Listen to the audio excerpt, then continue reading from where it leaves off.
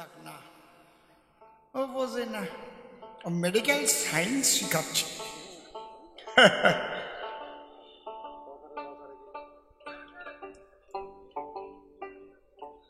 যেখানে বিজ্ঞান শেষ হয়ে যায়, বিজ্ঞানের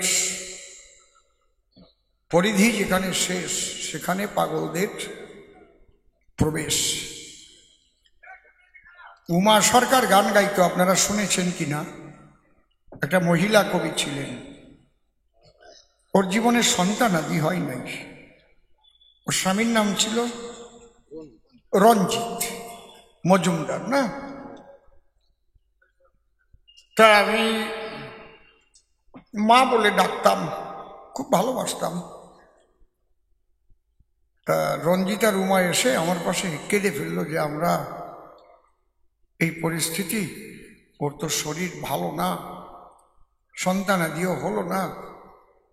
আমি বললাম চলুন কল্যাণী কার্নিভাল নার্সিংহোমে, ওখানে নিয়ে যাই।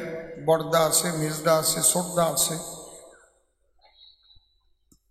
সবাই কিন্তু এস.কে. রায়, সুধীর কুমার রায়, সুধাংশু কুমার রায়, এরকম, হ্যাঁ, এস.কে. রায়। তা নিয়ে গিয়ে ওখানে আল্ট্রাসনোগ্রাফি করে দেখা গেল, অনেক দিন আগের কথা বলছি, কিন্তু ধরুন 35 বছর আগের কথা হবে। তখন আল্ট্রাসনোগ্রাফি সব জায়গায় ছিল না। আমি পরমশ্রদ্ধেয় প্রয়াত রসিকলাল সরকার মহাশয়, আমার গুরুদেব, তাকে আল্ট্রাসনোগ্রাফি করবার জন্য আমি মিন্টু পার্কে নিয়ে গেছিলাম। এদিক কি কোনো জায়গা ছিল না, মিন্টু পার্কে এক জায়গা হতো কলকাতা।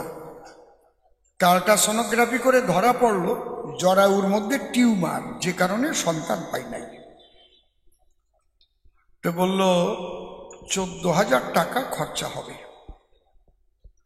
ওরা বললো আমাদের কাছে 1400 টাকাও নাই। আমি বললাম যদি কোনো গোসাই পাগল পাওয়া যায়, তাদের বাক্যে অনেক কিছু হয়। আমার গান আছে চকবাজার কাল নাই, আমি আর নারায়ণদা গান গাবো, তোমরা দুইজন যেও। আমার গান হলে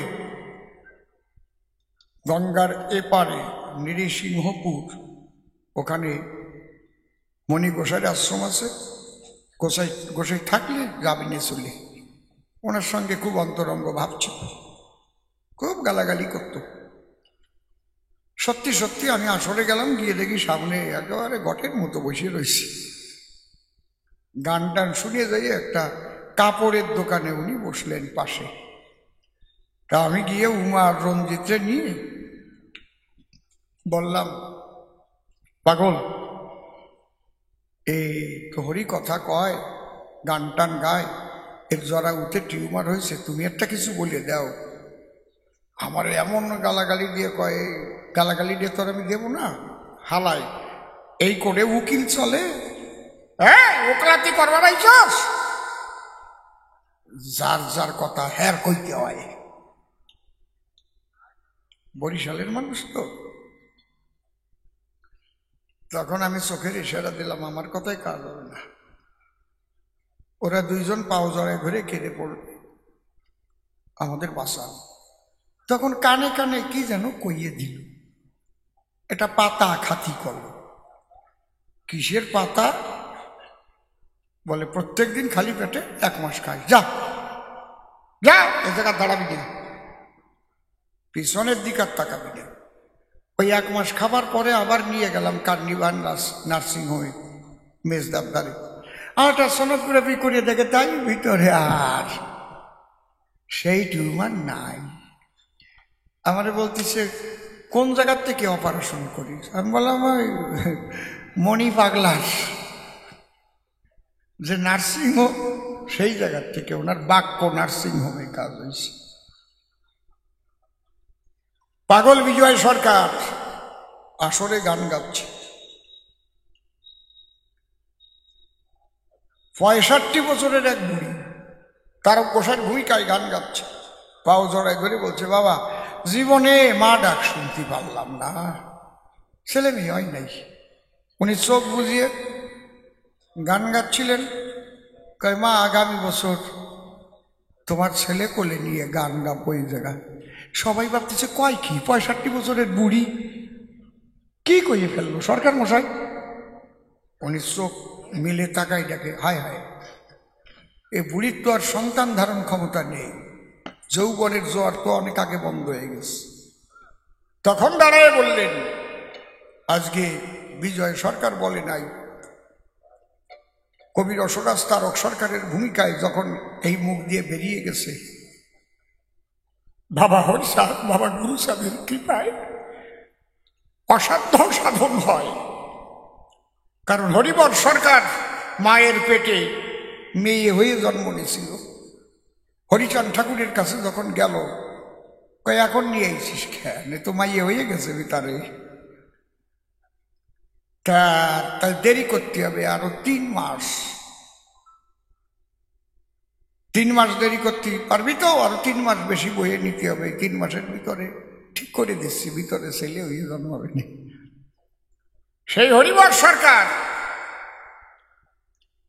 বাবা হরিচাঁদের কৃপায় যখন মেয়ে থেকে ছেলে হলো গর্ভের ভিতর, আজ তারক গোসাইয়ের ভূমিকায়, তারক তোমার বাক্য তুমি রক্ষা করো। সত্যি সত্যি সেই বুড়ির গর্ভের সন্তান এলো, সন্তান হলো। পরের বছর পাগল বিজয় সরকার কোলে নিয়ে গান গেল। সেই তাগে বাড়ি হচ্ছে বনগা, এই যে আরে না না, ওটা সুভাষ পল্লী কয় না, ওটা হচ্ছে ওই শিকদার বাড়ির পাশ দিয়ে যে রাস্তা ঢুকেছে না, শিকদার পল্লী গেছে, রেলগেটটা একটু কমবে, রেলগেটটা পার হয়ে গিয়েই দেখবেন বাউদিকে একটা রাস্তা ঢুকেছে, একটা সোজা গেছে, 2-3টে বাড়ি পরেই উনি রেলের অফিসার ছিলেন, অ্যাকাউন্টস অফিসার। সেই বিজয় সরকারের আশীর্বাদের ছেলে পাগল বিজয়। আর তুমি যে পাগলদের কথা কও, কি কও আমি তো কিছু বুঝি না। লাফাই গেলে তো ব্যাঙের মতো কম না। একজন তাল নিয়ে মাঠে যেয়ে তাল দিয়ে রুটি দিয়ে খাচ্ছে, আর একটা দাঁড় কাক খেজুর গাছে বসে ওই দিক তাকাচ্ছে আর ভাবতেছে, কারণ তালের রং আর মালের রং তো এক, গু আর তাল একরকম না, একটু পেয়ার পেড়ে গু আর ওই তাল একরকম না। কাউয়া ভাবতেছে আমরাও গু দিয়ে খাই, আর এই লোকটাও গু দিয়ে রুটি খাচ্ছে কেন, এ তো আমার সমান কাউয়া মার্কা মানুষ। উনি যেমন কয় আর কি, ওনার বিছিয়া পাগল বানাইছে বিছুয়ারণ রে। ওই ভদ্রলোকে কাকের দিক তাকাই কয়, ও কাউয়া যা ভাবিস তা না, আমি তাল দিয়ে মাখাইছি গু না, বুঝলে কাউয়া? তাল দিয়ে মাখায় যারা ভাবের পাগল হয়। আর তুমি যে পাগলের কথা টথা কইলে টলিয়ে, ওই পাগল না এরা। ওই পাগল কি আর হরি বলে কামবে? ওই পাগল কি আর সর্বানন্দময় হয়? এই জন্য সবার সাথে সবার মিল দেওয়া উচিত। এক বান্দরের গল্প কইছে, তার বলে মাল মশলা পড়ে সব চেঁচিয়ে গেছে। কেন? সে বেশি ঘষাঘষি করেছে। তা ঘষাঘষি আমি করেছি, ঘষাঘষি তো তুমি এতক্ষণ বসে করলে, তোমার তার সামাল রাখো, শেষা হয়ে যাবে না কোনো সময়, বাচ্চা ঠিক পাবেন। তারপর আমার না এসব বাজে কথা ভালো লাগে না, আমার লজ্জা করে কেমন সত্যি পারি। আমি ওই ধরনের মানুষ না, তা খালি আমার একটু কইও কইও। ওই দেবু বাবুও তাই কইছে, ঘরে রে কয় কয় আপনি ভালো আলোচনা করেছেন, এবার একটু হাসান। কোন দিদি মানে রস তো আর এক প্রকারের না, রস তো বিভিন্ন প্রকারের আছে না, কাঁচা রস, পাকা রস। শোনো ভালো করে শোনো, এক সাহেব আর মেয়ে মাইছে বাংলায়। সাহেব তেমন ওই ফল টল খায় না, তো এক ফলের দোকানে গেছে। এখন আপেল ফল কিনে খাইছে, পাশে আর একজন ওই মধু নিয়ে আইছে, এই চাক্কাটা মধু, চাক্কাটা মধু। সাহেব জিজ্ঞাসা করছে, হোয়াট ইজ দিস? দোকানদার বলছে, this is honey. Honey honey, is it sweet? Yeah, very sweet. একটু আমাকে দিয়ে দাও, গিভ মি সাম হানি, give me some honey. একটু বাংলা শিখেছি তো, আমাকে একটু মধু দেব, আমি খাবি। ওরে যখন হাতে দিয়েছে চাটিয়ে যা মিঠিয়ে পাইছে, ঠোঁট ঠোঁট মাখাই নেছে, মেম যাই ওই ঠোঁটে চাটা দিয়েছে, হাসিয়ে পড়ে। ওকে চাটা চাটি স্বভাব আছে, তা জানো? জানি নাকি বিদেশে গেছো এখনো? একে চাটা চাটিয়ে চুমো খাওয়া তো করোনায় বন্ধ করেছে। দেখলি খালি ওরা চুমো খায়, দেখা হবে অমনি অমনি। এই চুমো খাওয়া বন্ধ হয়েছে করোনার টিয়ে। মাইরি করোনারটা ভালো কাজ করি তুই গেছে।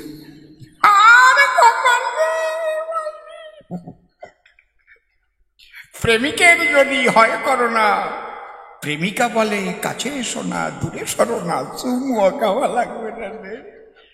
কি না ওইরকম হাসে, হাসা বলে হাসি, এই নিয়ে হাসাহাসি করে হাসাহাসি। এখন ওই মিঠিয়ে পাইয়া ও কয় ডাক দিয়ে, where is the power house of honey? এ যে মিষ্টি মধু আমাকে খাওয়ালি, এ পাওয়ার হাউস কোথায় আছে একটু বলে দেব। আরে যে লোক মধুওয়ালা ভাবতেছে, শালা আমার ব্যবসা মারবা, তোরে কামড় খাওয়াবো। Please come here. নিয়ে গেছে এক আম গাছে, চা কইছে, মধুর চাক। ও দেখাই করছে, there is power house of honey, please see. ওইটা হচ্ছে পাওয়ার হাউস। এই নাও, কাশি এনে দিয়েছে, গামলা এনে দিয়েছে, যাও গাছে উঠে কাটো গিয়ে। কাটলি গামলায় পড়বে নে, নিং লইয়ে বোতল ভরে খাইয়ে নে, কিন্তু প্রথম যে ধুমো দিয়ে পোকা উড়তে হবে তার কয় নাই। মানে সাহেব আর মেম ওদের তো শক্তি সেম সেম। কাস্তে নিয়ে আস্তে আস্তে মেম গাছে উঠিছে, আর সাহেব গামলা নিয়ে তলায় রয়েছে, মধু পড়বে। যেই মেম ধারে ধারে গেছে আর পোকা পাখনা উঁচু করতেছে, ওরা কেবল বিহারের আইছে, বিহারি পোকা। এক পোকা আর এক পোকারে कहे हे कौन है? साला मुझे मरने के लिए हमारा पास आ रहा है, कौन है? বুঝেছো? বুঝতে পারছো? এইবার যেই কাশি দিয়ে পোষ কেবল বাদাইছে, 2-3 কুড়ি উড়িয়ে যাই ওর গায়ে পড়ি, এমন কসম দিচ্ছে মধুর চাকার কাটবে কি? ওরা তো স্নান করে না, শরীর কড়া কড়া, শরীরের পেশাব কেমন হয়? এই যে আমার এসব ভালো লাগে না, লজ্জা করে ছাতা। ওই মেম সে মধু কাটার আগে নিজে মধু ছাড়িয়ে দিয়েছে, করে গামলায় পড়তেছে রে বলাই, যত কামড়াচ্ছে তত তত পড়তেছে। সাহেব মনে মনে ভাবে, তাই ও নামিয়ে আসলি পাই কিনা পাই, আমি আগে এক গালিও খাই। অন্তে যে উঠোইয়ে গালে দেশে রে ভাই, একটুও মিটে নাই, নোমটা শ্যামটা গন্ধ করছে। ভাই সালা এ মধু তো মিটেই লাগে না। কয়ে মধু এখনো পাকে নাই, কাঁচা মধু খা শালা। রস তো আর এক প্রকারের না। আমার না এসব বাজে কথা ভাল লাগে না, লজ্জা করে কেমন, সত্যি মাইরি। তোমরা খালি হাসপানে আর তোমরা বাড়ি যে আমার বন্ধ করবেন। তারপরে এই লোকটা কি লোকে সে মেমের পেশাবের গল্প কইছে, স্বপ্নে মনে পড়লেও হাসিয়ে উঠবা, খালি দেখবা ওই যে চান চান করে পড়তেছে।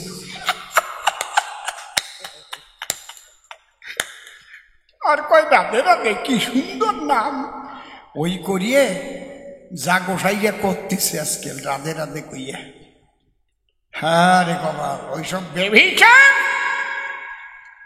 মতুয়ার বাজারে কখনো সমর্থন করে না, বুঝলে? রাধে রাধে নামটা তো ভালো, কিন্তু গোসাইরে যে রাধা জোগাড় করিয়ে নিয়ে নিয়ে করে বেড়ানো, তাতে কি হবে? শাখাও নাই, সিন্দুরও নাই, একটার পিছনে 3-4 জন রাধা আছে না? কি মিথ্যে কথা কইছি? কি কবরে দাদা, শাখাও নাই, সিন্দুরও নাই, আবার ইন্দুরির কাজ বন্ধ হয় নাই।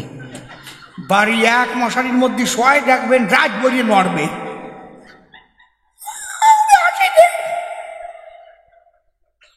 রাধা বেরোয় যাবে নি, বুঝলে? যদি নারী লাগে বলি তোমার পুরো ভাগে, তাহলে কেন বৈষ্ণব মহলে এই ব্যভিচারী মত বলতে পারবা?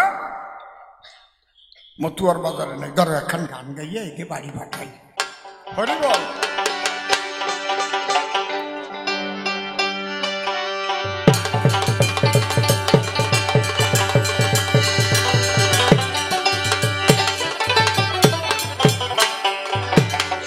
অমন ময়না রে দিন ফুরালো হরি কথা, ও মন ময়না রে দিন ফুরালো হরি কথা বল, ও মন ময়না রে দিন ফুরালো হরি কথা বল। ও তোর ভুলের মাসুল গুনতে হবে, ও তোর ভুলের মাসুল গুনতে হবে।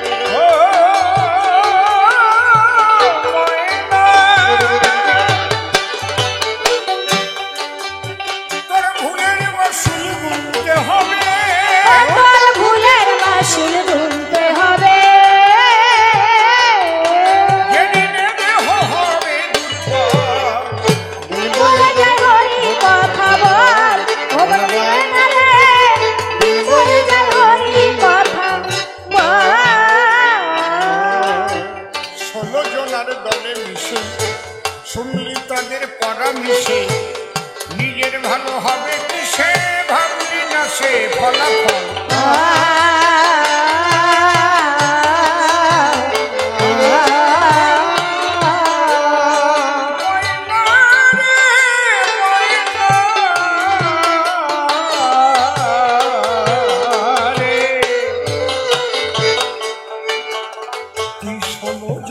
দলে মিশে শুনলি তাদের পরামর্শে নিজের ভালো হবে সে ভাবলি না সে ফলাফল।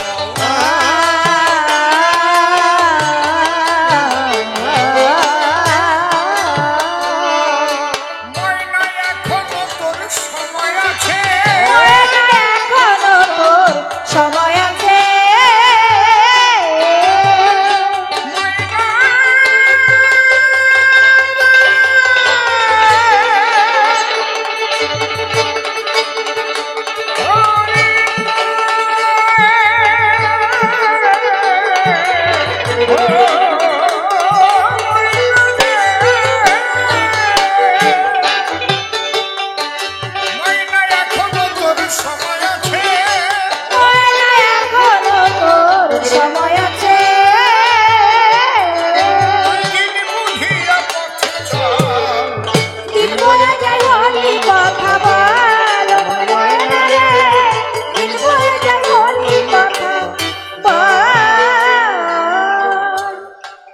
আমার হেন মনে লয় এই বইটা নিজের ধরে ধরে দিয়ে দিলে ভালো হয়।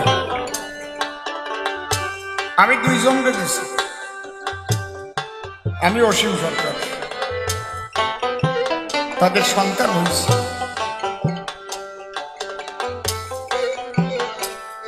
আগে তারা ওই আশ্রয় পাত্রী করে নিয়েছিল, আমি বলে তাদের শাখা সিন্দুর দিয়ে বিয়ে দিয়ে আমি বললাম এগুলো করো না, এটা একটা মত আছে চৈতন্য চরিতামৃতে, কিন্তু সেটা তোমরা পারবা না।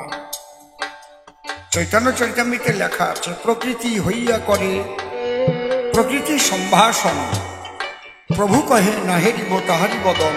প্রকৃতি হইয়া করে প্রকৃতির সঙ্গ, দিনে দিনে বাড়ে তার প্রেমেরই তরঙ্গ। অর্থাৎ তুমিও প্রকৃতি আমিও প্রকৃতি, দুইজনার একই গতি, আমাদের পথে কৃষ্ণ জগৎপতি। নারীর নারীত্ব যাবে, পুরুষ পুরুষত্ব যাবে, আত্মার জগতে গিয়ে পরমাত্মার সন্ধান করবে। এটা কি সোজা কথা নাকি? কলিযুগে এটা সম্ভব না।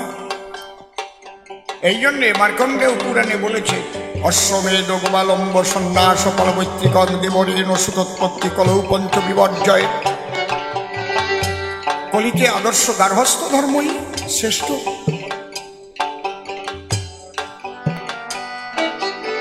আপনারা কেউ কিছু মনে করবেন না। এদিকে ভারতবর্ষের বিশেষ একটা সম্প্রদায়, তারা একাধিক বিবাহ করে, যাদের 4টে বিয়ে ফরজ, গন্ডায় গন্ডায় সন্তান জন্ম দিয়ে বড় মুখ নিয়ে বলবে আমরা সংখ্যালঘু থাকবো না, আমরা ভারতবর্ষের সংখ্যাগরিষ্ঠতা লাভ করবো। আর তোমরা বৈরাগী না, তোমাকে হরে কৃষ্ণ বৃন্দাবনে যাও, তাহলে আর হিন্দু খুঁজে পাওয়া যাবে না কয়দিন পরে। কি খারাপ কথা কইছি?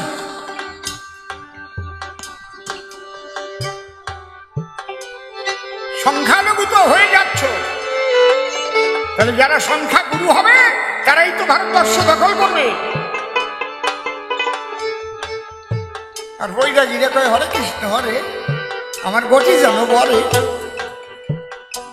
চলো বৃন্দাবনে যাবো। শরীর না, আমার হরিচাঁদের মতবাদী ঠিক আছে। চৈতন্য মহাপ্রভুও কাউকে সন্ন্যাস নিতে বলেনি, নিজে সন্ন্যাসী হয়েছিলেন সন্ন্যাসীদের ধরবার জন্য, প্রেম ভক্তি দেবার জন্য। চৈতন্য মহাপ্রভুর যত ভক্ত সবাই সংসারী, শিবাস, গদাধর, অদ্বৈত, নিত্যানন্দ, তার 8টা ছেলে। বুঝেছেন কি বলছি? ও বৈষ্ণব বৈরাগী, তোমার বাস আনবে না কেটা ঠিক পাইছো? এক বুড়ো 60-70 বছর বয়স বাস কাটতে গেছে, ছোট বাস কাটার পরেও কুঞ্চিতি জড়ায় পড়ে, টানিয়ে বের করতে হয়, কি বল লাগে গায়ে, ঠিক কইছি না? তো গোড়া কাটিছে 5টার, একটাও বের করতে পারে না। ওই বল ওই বুড়ো পাবে কোন জায়গায়? রাগ করে দাও দিয়া পরে দাও ধরে বাড়ি গেছে, আজকে বুড়িরই কাটিয়ে 2 ভাগ করে ফেলবো। আমার যৌবন বয়সে কত বল ছিল, ওই বুড়িরে বাড়ি আনার পরে আমার বল হরণ হয়ে গেল। যেই বাড়ি গেছে, বুড়ি মুখ দেখে ঠিক পাইছে, বুড়োর মুখ আজকে অগ্নিসম হয়ে গেছে। বুড়ি দাঁড়ে দাঁড়ে যাই এমন একটা মিথ্যে কথা কইছে, সেই যে সকালে বেরোইছ মুখখান শুকইয়ে বাদুর শোষা আমের আটির মতো হয়ে গেছে, দুটো খাইয়ে নাও লাউ দিয়ে, আর শোল মাছ দিয়ে রান্ধিছি, আর বাইন মাছ দিয়ে, আর ওই মান কচু দিয়ে রান্ধিছি, আর ইলিশ মাছ ভাজিছি, আর গরুর দুধ দোয়াইয়া 1 ইঞ্চি করে পুরু সর রাখিছি, তোমার জন্য একটু মিষ্টি এন্ন রাখিছি। বুড়ো ওই মিটিয়ে কথা শোনার পরে দাও গেছে দপাস করে পড়ি, মৃদুমন্দ সুরে ডাক দিয়ে বলে বুড়ির ঠাই। হ্যাঁ বুড়ি, বুড়ি যে রাগ নিয়ে আইছিলাম বাড়ি, সে রাগটা তো আমার চলিয়ে গেছে। একটা কথা জিজ্ঞেস করি তোর কাছে, কি আমার যৌবন বয়সে কত বল ছিল, কত বাঁশ কাটিয়ে বের করেছি, কত বাঁশ, 8টা 10টা বাঁশ কাটিয়ে টান দিছি, চট চট চট চট করে বেরোয় চলে এসে কুঞ্চি ছিঁড়িয়ে গেছে সব। আমি একটা বাঁশও বের করতে পারলাম না। কয় তুমি গেছো কেন? আমার কাছে তুমি বল জমা রাখিস না, সেই বলে বাঁশ আনিয়ে দেবে। কি করছ তুমি? বল আছে তা আছে না, তাই যাও খেয়ে দে গপ করো। খেয়ে দে গম পড়েছে। ওই বুড়োর 5টা ছেলে ভীমের মতো বল, তারা বাড়ি ওই যে তার একটা ওই যে দাঁড়ায় রয়েছে পিছনে, সে আর টান দিলি কয়টা বার ছিঁড়ে আসবে। কি 5টা ছেলে বাড়ি আসছে, বুড়ি বলে ছেলেদের কাছে, এই কথা মান, তোর বাবা বাঁশ কেটে রাখছে, টানিয়ে বাড়ি আন। 5 ছেলে গেছে, কাটা বাঁশ 5টা টান দিয়েছে, কাটা 5টা তো আইসে, কাটা ছিঁড়ে আরো 5টা চলে আইছে। ওই বাঁশ আনিয়ে টান টান করে রেখে দিস। বুড়ো ঘুমের চেয়ে উঠে দেখে, একই বাঁশ আনলো কে? হ্যাঁ বুড়ি, বাঁশ যে চলে আসছে বাড়ি। কই কেন? বাঁশ আসছে তাড়াতাড়ি, তোমার বলে আনিছে। কথা কইয়ে না। কই আমার বল। কই কেন? তুমি আমি 2 জনে মিলন রস আস্বাদনে হয়েছিলাম মিলন, তোমার বল পড়েছিল ধরে, আমি রেখেছিলাম তারে আদর করে। আমার গর্ভে তোমার বল হয়েছে সন্তান রূপে সৃজন। কি বলবো তোমার কাছে, সেই বল তোমার বাস আনিয়ে দেশে। বুড়ো কয় আগে করি না কেন, আর কয়টা বল বানাই রাখতে পারতাম না। নাকি তোমাকে বাস আনবে নাকি না? হ্যাঁ, সংসার ভালো না, তাই তোমার মা বাবা ভালো না, তোমার ঠাকুর দাদা ঠাকুরমা ভালো না, তোমার তাওয়াই ঠাকুর দাদা তা মা ওই মা ভালো না, 14 গোষ্ঠী খারাপ তোমার। যত সাধু মহাপুরুষ অবতারা দিয়ে এলো, তারা কি কোনো সন্ন্যাসীর ঘরে এসেছিল? সবাই সংসারীর ঘরে জন্ম নিল নাকি? গোসাইয়া কথা কর না কেন? আদর্শ গার্হস্থ ধর্ম সর্বধর্মসার কোন যুগে বলে নাই কোন অবতার। সংসারে বসিয়া যার হয় ভাবুদয়, সেই সে পরম সাধু জানিও নিশ্চয়। কি বাবা, কামিনী কাঞ্চন বলো কিসে গুণহীন, ধর্মপথে উভে যদি পালো চিরদিন। সবে মিলে একসঙ্গে করো হরিনাম কীর্তন, তোমার সংসার খানা হয়ে উঠবে মধুর বৃন্দাবন।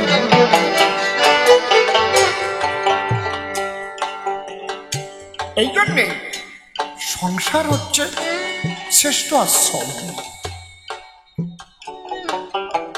দেব দেবতা মুনি ঋষি সবাই এই সংসারের মধ্যে আসে গিয়ে দর্শন।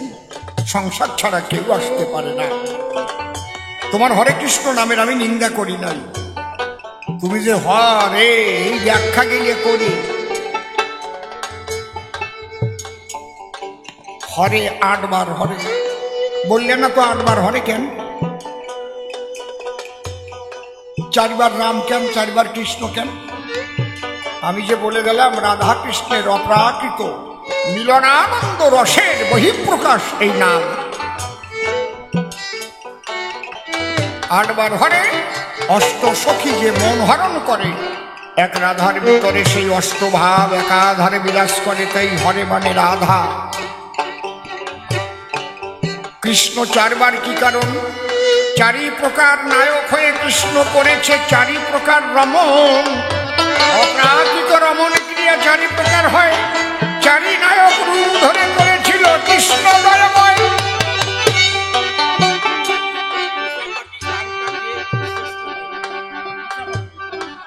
তাহলে রাধা কৃষ্ণের মিলন। হরি মানে কি? হকারে কেশবশ্চৈব বলব ঋকারে আদ্যাশয়ী রাধা। এক হরি নামের মধ্যে রাধা কৃষ্ণ প্রেম বাধা, আলাদা কিছু না রে দাদা।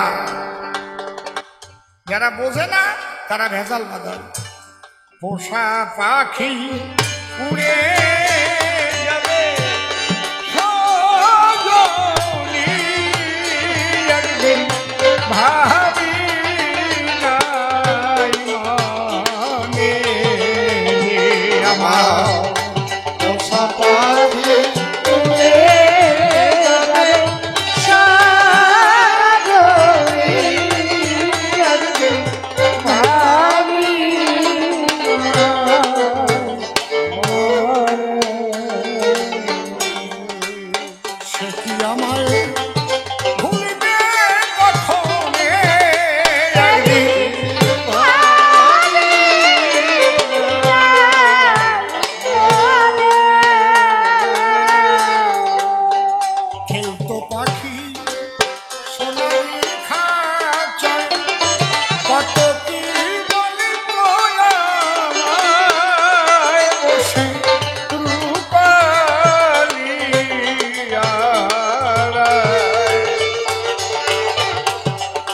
ফটিকের